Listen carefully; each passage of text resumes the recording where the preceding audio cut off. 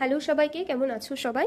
শুরুতেই সবার কাছে ক্ষমা চাইছি আমার ভয়েসটার জন্যে। আসলে প্রচণ্ড শরীর খারাপ থাকার কারণে ভয়েসের এরকম অবস্থা।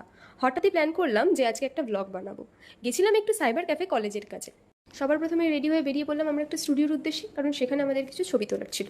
তারপরে সেখান থেকে ছবিটা নিয়ে আমরা বেরিয়ে যাই সাইবার ক্যাফের দিকে। কিন্তু সাইবার ক্যাফে যেতে না যেতেই দেখি মাঝ রাস্তায় হঠাৎ প্রচণ্ড বৃষ্টি। কোনো রকমে আমি আর আমার বান্ধবী মাঝ রাস্তায় একটা দাঁড়ানোর মতো জায়গা পেয়ে সেখানে দাঁড়িয়ে পড়লাম। বৃষ্টি তখন কন্টিনিউ ছিল। খানিকটা বাদে যখন বৃষ্টিটা একটু কমে এলো ভাবলাম এবার হয়তো আমরা বেরিয়ে যেতে পারবো।